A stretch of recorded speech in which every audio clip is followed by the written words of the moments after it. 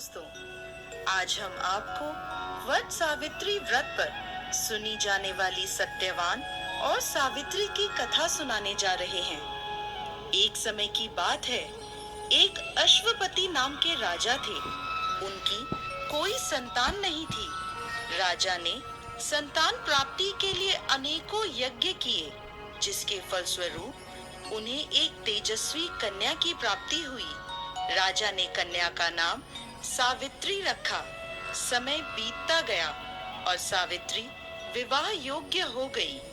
एक दिन राजा ने सावित्री से कहा, सावित्री, अब तुम विवाह योग्य हो गई हो, इसलिए स्वयं अपने लिए योग्य वर की खोज करो। पिता की बात मानकर सावित्री मंत्रियों के साथ यात्रा पर निकल गई। अनेक ऋषियों के आश्रमों, तीर्थों और जंगलों में घूमने के बाद वह राजमहल लौट आई। संयोगवश उस समय उसके पिता के साथ देवर्षि नारद भी थे। सावित्री ने उन्हें प्रणाम किया। राजा अश्वपति ने सावित्री से उसकी यात्रा का समाचार पूछा। सावित्री बोली, पिताजी, तपोवन में अपने माता पिता के साथ निवास कर रहे सत्यवान मेरे लिए योग्य हैं। मैंने मन से उन्हें अपना पति चुना है। सावित्री की बात सुनकर देवर्षि नारद चौंक उठे और बोले, राजन, सावित्री ने तो बहुत बड़ी भूल कर दी है। यह सुन अश्वपति चिंतित हो गए और बोले, हे देवर्षि, सत्यवान में ऐसा कौन सा अवगुण है? इस पर नारद जी ने कहा, राजन, सत्यवान के पिता शत्रुओं के द्वारा राज्य से वंचित कर दिए गए हैं। वह वन में तपस्वी जीवन व्यतीत कर रहे हैं और अपनी दृष्टि खो चुके हैं।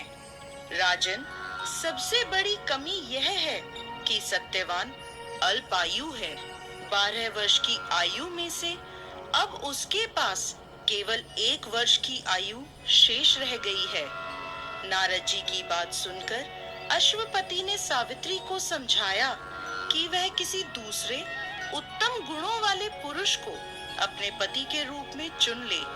सावित्री बोली, पिताजी, नारी अपने जीवन में केवल एक ही पति का वर्ण करती है। अब चाहे जो भी हो, मैं किसी दूसरे को अपने पति के रूप में स्वीकार नहीं कर सकती। पुत्री की हट के आगे पिता विवश हो गए और सावित्री का सत्यवान के साथ पूरे विधि विधान से विवाह करा दिया गया। विवाह के पश्चात सावित्री अपने पति और सास ससुर के साथ वन में रहने लगी। जैसे जैसे समय बीतता जा रहा था, सावित्री के मन का भय बढ़ता जा रहा था। नारद जी के कहे अनुसार जब उसके पति की आयु मात्र 4 दिन बची, तब सावित्री ने 3 दिन पहले से व्रत रखना प्रारंभ कर दिया। अंततः वह दिन भी आ पहुंचा जब सत्यवान की मृत्यु निश्चित थी। चौथे दिन जब सत्यवान लकड़ियां लेने वन को जाने लगा, तब सावित्री बोली, हे नाथ, मैं भी आपके साथ वन को चलूंगी।